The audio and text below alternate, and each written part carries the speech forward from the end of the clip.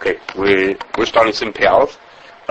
Sim Pei Aleph is about Yotzeh min HaTamei, things that come out of kosher and non-kosher animals. Let's learn the din first, and then we're really going to do background today. That's today's goal. Okay, the halacha says, Chala behema v'chayet tmeya v'treifa. If you have the milk from an animal which is either a treif animal, like a horse, or a treifa, means it was a kosher min, but it was a treifa. So the chala from behemoths and chayes that are treif or that are treif, vitzira. We'll talk about what tzir means in a second. It's certain kinds of liquids that are exuded from the animal. Meragleha, and its urine. Asun kibsara, they are all asur, because of this rule that things that come out of a treif animal are treif. V'yesh mishamata meragleha, but there are those who are mater meraglayim. In Mr. Shem, next time we'll talk about what's this machlokes, whether meraglayim is mutar asur, and what is an nafkamina. It's actually, you wouldn't believe it.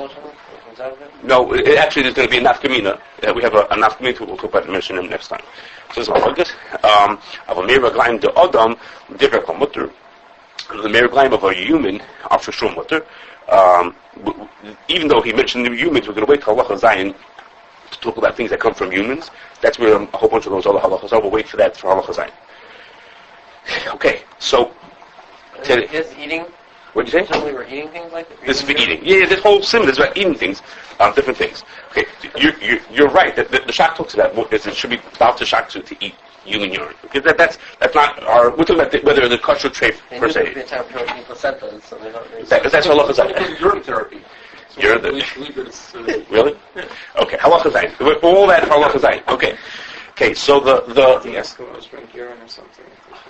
I didn't know that. Okay, what?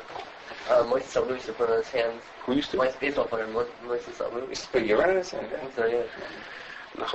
Okay. Okay. So before we start, I have to just tell you before I start giving you the instructions to what we're talking about.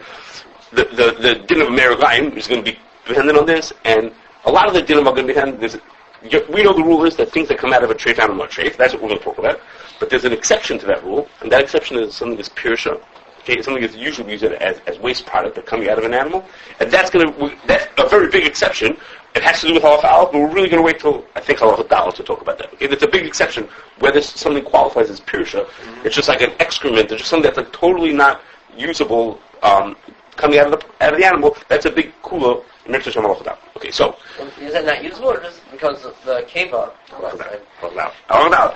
We'll talk about halacha daled. Okay, so the thing is like this. So the Mishnah says, Kol Yotzeh min HaTamei. It's a Mishnah b'Choros on Ham Beis. Kol Yotzeh min HaTamei, v'Kol Yotzeh min HaTarah is tar. Okay, whatever comes out of a treif animal is treif. Whatever comes out of a kosher animal is kosher.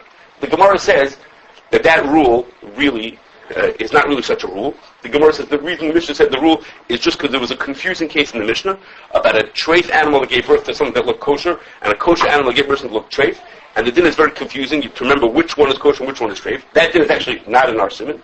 So to help you remember it, they made it this mnemonic that Kol Yotzeh min HaTamei Tamei, Kol Yotzeh min HaTarah Tar. It's not really a rule. Okay, it's a mnemonic to help you understand. Remember that din, that this complicated din about a kosher animal gave birth to something treif, and a treif animal gave birth to kosher. Okay, so we're going to talk about a couple of makaros that are brought to where these din come from. That animals are Yotzeh is kosher or treif. Okay, the first is. The simplest is the Gemara says in Kashrus that if you have the Gemara has a question how honey develops. Honey is going to be at the very end of the simon. How the bee turns nectar into honey. And the Gemara says there's a possibility that the nectar passes through the bee without becoming part of the bee, and when it leaves the bee, then it's kosher. It came in and it left. It was a plant. Came in as a plant. It left as a plant. Then it's kosher. And obviously, it looks different. We'll talk about it at the end of the simon. But it stays kosher. That's the simplest case. It had nothing to do with the animal. It's just something that passed through. Okay, and we'll see that it has to do with meraglayim also. Just maybe it passes through and it's not usher. But the Gemara says, but if it would not pass through, if the animal does something to it, it sort of ingests it and does something to it, then we need a pasuk. So the Gemara says a little bit back. We have a pasuk that tells us, a special pasuk to tell us that the milk from a camel. And who in every other treif animal, the milk from a camel is treif. Either we learn it from it because it says gomel twice, or it says es ha-gomel, it says with a hay. So one or the other, we make a drasha that the milk coming out of a camel is just representative of treif animals, coming out of camel is treif. In fact, the Gemara, wait a second, why do we need a pasuk that milk from a camel is treif? We don't need a pasuk for that. We have a pasuk already that tells us that tzir from bugs are usher. That the hay teaches us that tzir from bugs is usher. That's the Gemara's kasha. Okay, so now we have to just stop for a second and think, just what is the talking about? What is tzir? Okay, What is the bargain? it's in Kashrus, it's involving base. The whole simon is in. That's where it is. That's our whole simon really is over there. It's based on there. The word says that tzir. We learn from a pasuk that the tzir of an insect is usher. Okay, and the word tzir. I'm not. When we're finished, I'm still not going to have a good answer. But it's not clear to me what is this tzir. Okay, so Rashi uses the word that it's shuman, which sounds like fat. But the other way, everybody else is explaining, it doesn't sound like it's fat per se. Okay, for example, that drasha that says we learn tzir from this pasuk is to teach us. The Gemara says to teach us tzir, roitav, and kipon.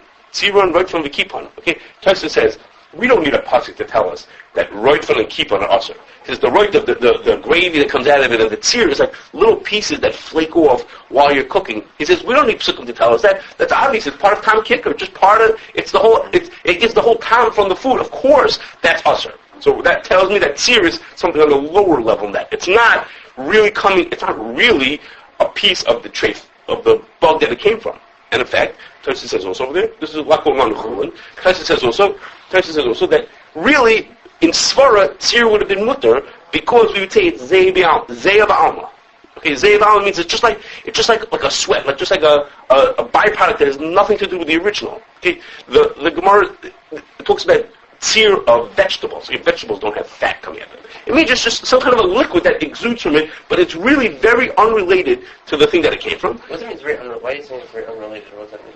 Unrelated means to say it doesn't have the time of the food, it doesn't have the pieces of the food, when we look at it, let me say one more thing, you'll understand what I'm saying. The Gemara says the same lashon of zeh b'alma, that's where it's coming from, in brachas for the brachas on fruit juices. Apple juice, the Gemara says, it's only zeh b'alma. You don't make a ha'etz on apple juice because it's zeh b'alma. Now, of course, apple juice tastes like apples. It tastes like apples. It has a connection. Obviously, you squeeze the apple, out comes the juice. So it has a connection to it. But it's like so far removed from the original that somehow it doesn't have the status of the original. That's what it means. So the tzir comes from the bug, but it's not enough of the bug to be like the roitiv of the bug. Tosfos says that's pashta, that's also. But this is like a low level. I can't tell you, you don't have a clear definition saying this is what the tzir is, but it's something on a really low level. It's like very far removed from the food. Very innocuous. Okay, that makes you feel better. Okay, so I'm not sure exactly, but at the same time, the Gemara in Chulin also says the Gemara has 10 drushes, a whole bunch of drushes to tell us that different things that come out of animals are usher, and the implication there is that really the chiddush is that a liquid, when we take an issa and we liquefy it, that it still remains usher. The Gemara has a whole bunch of drushes about this, with a tzrichas is why we need so many of them, that when we liquefy something, it's not in its original solid state. We liquefy that, that's also usher. Okay, so all this is telling us that the roitiv is not exactly the isser. It's some kind of an extraction from the isser, and that extraction is usher anyhow. That's what the pasuk seems to be. That's when the pasuk is usher. Okay. You say you would really need the pasuk if you grind up bugs and make it. So if you actually ground up the whole thing and ate it all, I don't think you need a pasuk for that. Okay? The Gemara says if you liquefy it, the Gemara says you need a pasuk for it. If you eat it in a liquid form, What does the Gemara say? How does the Gemara call liquefy? I forgot the words. Kuf chaf. It's a kuf chaf. You need a pasuk if you liquefy it? Yeah, we need psukim. And kipon is like these little pieces that are floating around the pot. Okay, they're like little pieces. It's also Shiloh places, if that's what it really means. What is that? Like little pieces. Shell of it, or what is that? Just like Sheds? pieces that are being shed off. Okay, so what we're getting is that the tzir is these pieces. This is something that's an extraction from the isser, and what the Gemara. So back to where we were. The Gemara's question is: if tzir is usher, tzir which is so removed from the isser, it's like a step down from the isser. It's like the zeh b'alma. Then kol shekain, the milk is going to be usher. Okay, the milk is also very unrelated to the cow. I mean, you look at a cow and you look at the milk. It's not cow at all. I mean, it doesn't taste like it has nothing to do with a cow. But if tzir can be usher, then surely milk is usher. Okay? We have tzir by Duggan. That's a different type of... Very good question. No, tzir by Duggan Is it Same drink. You might need all. So Well, we Tzir don't by have, I don't remember Dugim, equally on the, for seer. right, you're right, because they're not Dugim. Tzir Dugim is mutter mitzvah. That's for next time. Tzir Dugim is mutter mitzvah. You're right, there's no drasha. So we have questions why is that? It's some drabanan.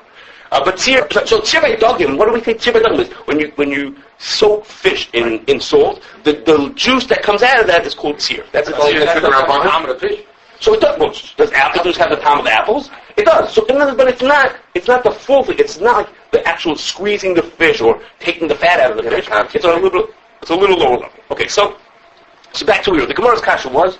The Gemara's kasha was that effectively, why do we need a pasuk to tell you that you can't eat milk from a gummel, from a gummel, when we already have a lien with that hatmeim, that tzir of insects is also, and we have a pasuk also for animals, that tzir from animals also. So the Gemara says that's because once really, it should have been that cholav from a kosher animal should also be treif. It's the fact that the Torah told us that we could eat cholov from a kosher animal. That in itself is a chiddush. Right. That's a chiddush. One, either because it would have been, it's not Avrim Menachai, it's like Avrim Menachai, or it's because it would have been come from dam. Another time in the Gemara that it comes from. It's a byproduct of dam, or it's a source from dam. So it's a chiddush that it's also, that it should be mutter. Once the Torah told us that you're allowed to drink cholov from a kosher animal, then now we need a pasuk that you can't eat from a treif animal. Maybe when the Torah told us you could eat cholov, it was telling you this thing doesn't count at all. If you could eat cholov from a kosher animal, then the Torah is telling us cholov is not connected to the thing it came from. So if you could eat cholov from a kosher animal, well, then you can eat cholov from a treif animal also. It's the same thing. Cholov is like not included in this issue. So Kamash Muan, so we know that cholov is mutter, we know that cholov from a gomel, now when you pass it cholov from a gomel is treif. The Gemara says there aren't really psukim to tell us that cholov from a kosher animal is kosher. It's not like cholov from a treif animal. Cholov from a gomel, there's an extra pasuk. It's either gomel or had gomel, there's an extra pasuk. For cholov from a kosher animal, there isn't actually an extra pasuk. What it is there's a lot of incidental references to cholov as being kosher. Like the most famous one is the Gemara says like Arizona's cholov vash. It says if you're going to this great land where there's going to be milk. Obviously, if there's going to be milk, they start telling you, and you're going to be able to eat it. What are they telling you? There's going to be milk. You're just going to look at it. So it's obviously an implication that it's milk, but it's not a pasuk coming to tell you that. It's not cholov it just to make it mutter. But there are all kinds of implications that cholov must be kosher. There's a whole bunch of rayas that it must be kosher, but not like gomel where we have a limud to tell us, an extra word just to tell you that the word is okay, fine. So that's for milk. The Gemara says in Chulun, which is in Samach Daled, the Gemara says that if you want to know, how do you know that the eggs from a treif animal are treif? Okay, a treif animal lays an egg, you're not allowed to eat that egg. How do we know that? So the Gemara says, we learn it out, because it says in the Torah, it lists the 24 birds that you're not allowed to eat. There's a long list of birds that you're not allowed to eat, and each one of them has its name, and one of them has a really unusual name, and it's called the Bas Hayana. One of the birds you're not allowed to eat is called the Bas Hayana. And so the Gemara says, what's a Bas Hayana? Every Yana is a Bas Hayana. Okay, there's different ways to explain it. I'm explaining you one way.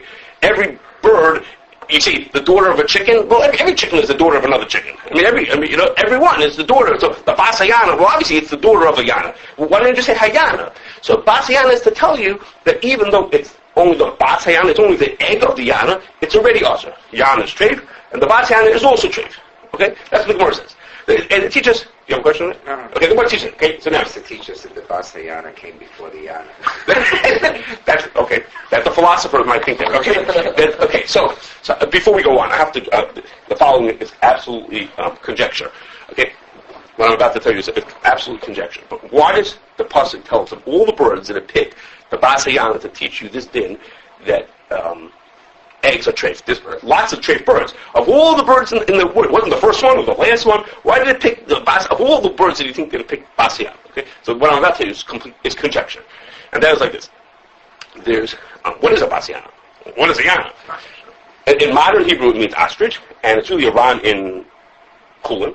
I saw in the safe that there's a person named Rabbi Priswarsky, Okay, he wrote a sefer called Birds of the Torah. How I got that book is its own story, not for today, but its own story. But this person has a book, and then he brings a Ran in Chun, who says the Chayin Batku Basiyana. The Gemara gives different simanim in different places, describes this Basiyana. He says, and I checked it, and I know. He says the English stop Bashiha ostrich. He says it's not. It is. It's for sure. For sure, that's he says it's an ostrich. Okay, so let's accept that it's an ostrich, assuming that it is. Ostrich has a very unusual feature, which is in ostriches, one male ostrich takes many female ostrich partners, and what they do is all of his partners lay their eggs in one main nest. It's more like a ditch really than a nest. They all lay their eggs in one place, and then the male ostrich and what's called the major hen. I mean, it's his favorite wife. Okay, the major hen, the male and the major hen both sit on that nest, and none of the other mothers, none of the other hens sit on the nest. So, of all the birds in the Torah, of all the treif birds, this is the bird that you have the least knowledge that it belongs to its mother. Because 10 mothers put their eggs into one basket, into one nest, they all put it into one nest, and then when they're born, no one knows which bird belongs to which one. So if the Torah when you want to, so to speak, be meyach as a bird, the chicken is connected to its mother, the mother sat on the egg, and afterwards we know this chicken, but the Torah, of all the birds, the ostrich is the one that's the least likely to be the one that we know the daughter. So the Torah is telling me, when I say bas hayana, obviously I mean something else. I don't mean the daughter. I'm here to teach you something else. I said the bas chicken, you say, oh, everybody knows what a bas chicken, but the bas hayana, no one knows which is the bas hayana, so the bas must be to tell us, it's to tell us something else. I mean, not about the daughter itself, it's about the eggs. Okay, that's the conjecture. Yeah, fine. Right. So the Gemara says, we have a pasuk bas hayana. We have a bas hayana to tell us. That treif eggs are treif. Eggs from treif animals are treif. Okay, how do we know that eggs from kosher animals are treif? Kosher animals are kosher. How do you know that eggs from a chicken are kosher? Okay, so before I what would be the issur that I would think it's usher? That's what I was about to ask. Why am I asking you a question? Why should it be? And like say, why are potatoes kosher? They're kosher because they're or something. So the Ramban says, Gemara says that the reason why is exactly like the Gemara said about milk. Just like the Gemara said by milk. If the Torah, we should think that just like milk from a kosher animal shouldn't be kosher. We have a pasuk that tells you that we would think that milk from a kosher animal should not be kosher because it's sort of like Aver Menachai. It's not exactly, but it's a sort of Aver Menachai. So too, eggs from a kosher bird should be also like Aver Menachai, and it shouldn't be mutter. So we need to have a limud that eggs from a kosher animal are kosher, or else we would think that they'd be treif. Just like by milk we did that. We needed a limud to tell us that milk from a kosher animal is kosher. Yeah, but isn't it a little different because milk is milk is not do that. A chicken is the egg. Egg is the chicken. Therefore, so it's worse. Therefore, just like the chicken's kosher, the egg is kosher. But milk is cows are kosher, but milk has nothing to do with a cow. It happens to have milk to feed its children. Therefore what? Therefore, I need a limud to tell you that it's mutter. But a chicken and an egg are synonymous. If you have an egg, it's a chicken. It means not a checkbook. Right. Okay. Good. So I'll tell you what the Ramban said. Okay. I was going to say that. Yeah, I was going to say it later, but I'll tell you that. Wait. The Ramban asked that question. The Ramban says maybe we should say the Ramban saying like this.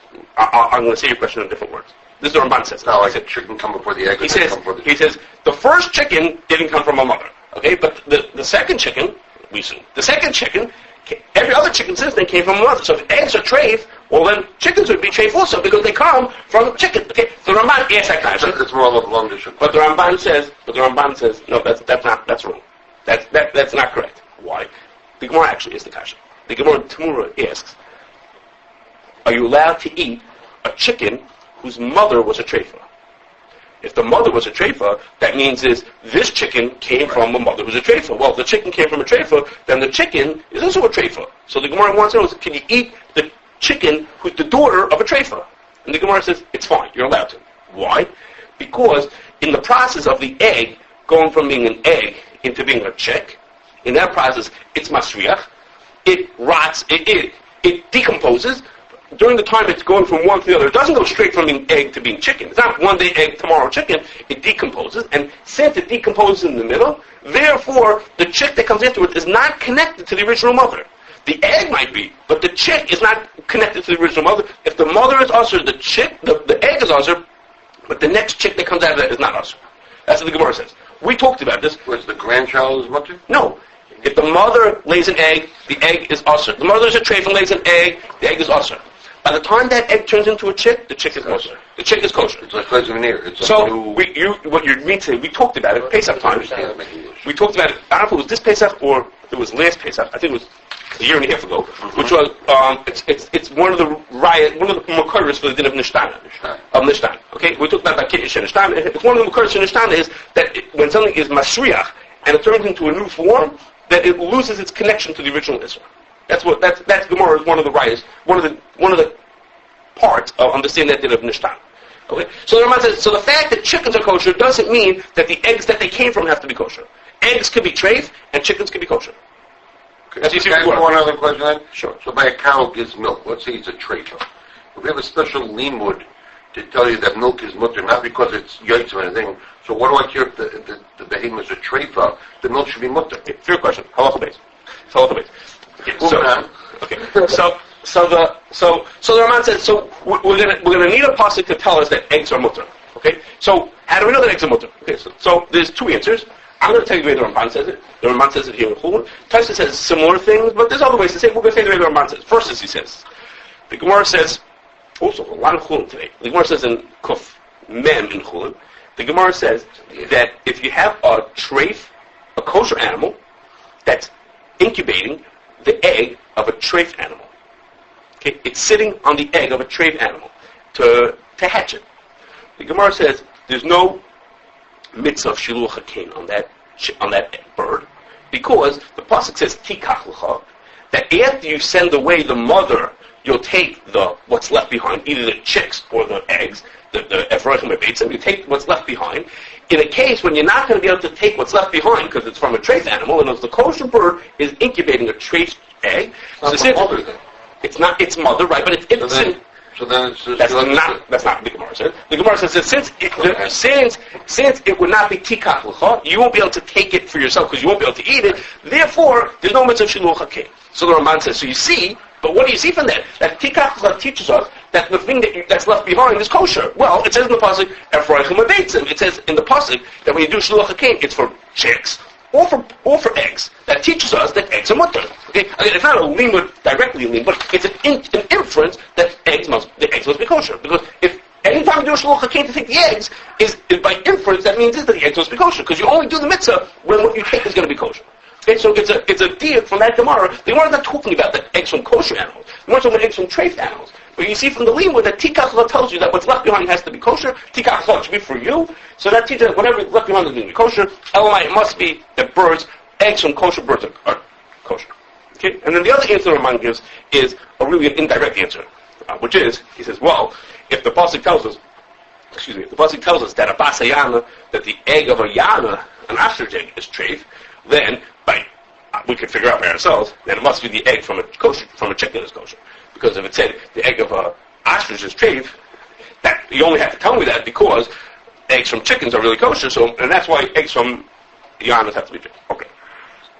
Okay, so just before we leave, we will likely talk about all these makaros again in Halacha Gimel. Okay, it's going to come. I have thoughts that we'll get back to in Halacha Gimel. So just before we leave, I have to just tell you a few things that we're not going to talk about, and that is, there's a big question: what happens if you have a bird or an animal? Okay, bird or animal where the two parents have different statuses. Okay, for the Gemara says in Sanhedrin, what happens if you have a female Shara Niskel, so she's Asabana, and she's bred with a male who's not a Shara Niskel? Okay, so what's the din of the child? It's a mix between something that's mutter and something that's asur. Or the Gemara says kosher and treif animals can't breed together and produce viable children, but there's a shayla in Lachorna where the birds can do that. So what would happen if you had a kosher bird and a treif bird bred together and they hatch something out of there? Would that be kosher or treif? Okay, it's a big shayla in Lachorna. Don't get to the mother, or like you do. So it's a big shayla in Lachorna. When do we say Zev Zakarim? When do we say Yotzeh and Atame? When do we say Kashrus and Aruch? It's a big shayla. The Shulchan and Abnezer, quite a to-do about it. That's not for us. Okay, that's not our sim. Okay, it's another siman. Okay. Another thing is, when we did Venus, Halacha of Yotzeh, at the very beginning, we talked about whether the Yotzeh min ha'asr has the same din as the Isser, or it has a lower level din than the Isser. Is the Isser on the same level? Like an avatar. Is milk from a treif animal the same as eating the treif animal itself? Okay, and it was negated over there was we talked about whether she got the roy for b'shishim. That's what we talked about over there. And I'm going to remind you that at that time we said there's a prima gardener who's medayik right from our din in Shulchan Aruch, because the Shulchan Aruch says the chalav of these treif animals is asurun kibasara. It's as usher as the basar is. Okay, so prima gardener is medayik that the mechaber paskins that the isser of a yotzei is the same as the isser of the thing itself. It's not on a lower level. It's on the same level as the isser itself. And there's one more thing, which is what happens, I had mentioned this in passing before, what happens if you have a kosher animal that gives birth to an animal, to a child, that doesn't have simony kashrus. It doesn't have split hooves, or what about the other way around? What if you have a treif animal that gives birth to something that looks kosher? It has split hooves and chooses cut. It looks kosher, okay? So you got this funny situation where what's in front of you looks like one thing, but what it's yotzei from looks like a different thing. It came from something else. That's in some ayin test. We're not going to tell you. Okay.